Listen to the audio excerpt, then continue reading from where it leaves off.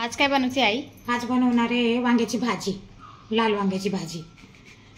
आज ना बघ ना बाजारात आपल्याला किती छान वांगे भेटले आणि गावठी वांगे बारीक बारीकच आणले होते मी वांगे। अशा 4 फोडी करून घेते मी वांग्यांच्या आणि ताजे ताजे वांगे आमच्या बाजारामध्ये पिंपळगावच्या खूप भाजीपाला ना शेतकऱ्यापासला राहतो आणि ताजा ताजा रोजचा भाजीपाला येतो, फ्रेश भाजीपाला राहतो। बघा किती वांगे, छान वांगे आणि मस्त वांगे, बघा ताजे ताजे वांगे। आता हे वांग्याच्या भाजीला लागणारं साहित्य मी तुम्हाला, साधी सोपी भाजी पण खायला एकदम चविष्ट राहते। हे बघा आता इथं ना मी शेंगदाण्याचं कूट करून घेतलंय, इथं ना लसूण आणि कोथिंबीर घेतली आणि इथं मिरची पावडर आणि हळद घेतली आणि हे इथं मीठ। आता हे लसूण आणि कोथिंबीर मी ना काय करणार, हे खलबत्त्यात अशी कुटून घेणार। हे बाई मी कुटून घेतली लसूण आणि कोथिंबीर, हे बाईच्यात हे असं टाकून घेतले।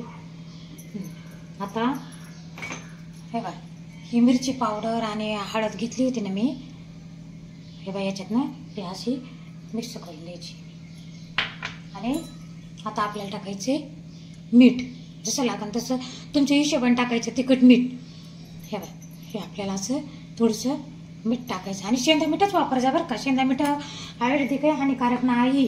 आता इथं ना ही कोथिंबीर थोडीशी वरी टाकून भाजीवरती टाकायला नंतर ठेवली।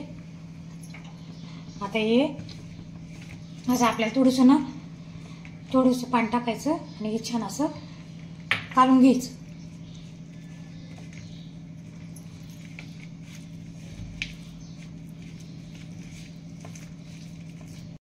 आता आपले कालून झालं। आता हे वांगे मी घेतले होते ना 4 फाके करून, आता हे असं चांगलं वांग्यामध्ये भरून घ्या।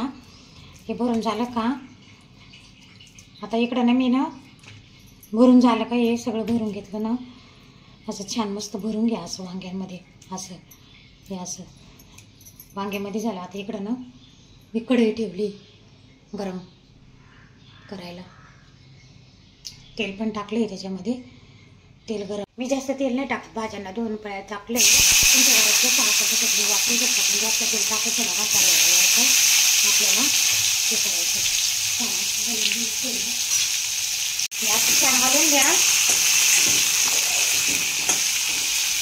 एकदम साध्या सोप्या भाज्या बनवायच्या, पण मग मन लावून भाज्या बनवायच्या, कुठलंही काम मन लावून केलं ना खूप छान होतं।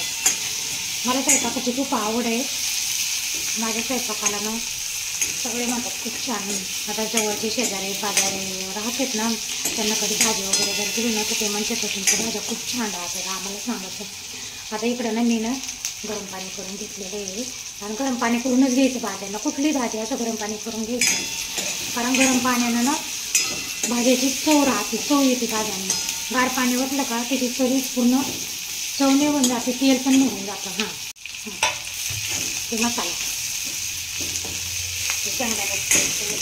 पावडर अशी साधी सुरू भाजीला काय लागलं नाही, लसूण कोथिंबीर लाल मिरची पावडर हळद मीठ आणि वांगे।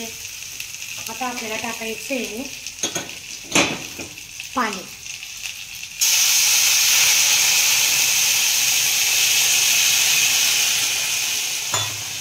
हे भाता याच्यात ना मी टाकले लाल वांग आणि तुमच्या पद्धतीनं जो तुम्हाला जसं घट लागेल तसं पातळ लागेल तसं पाणी टाकून घ्यायचं आणि आता इथं ठेवले मी शिजायला। असं वांग करून बघा, खूप चांगलं वांग होतं, खूप म्हणजे खूप भारी वांग लागतं, चवदार लागतं।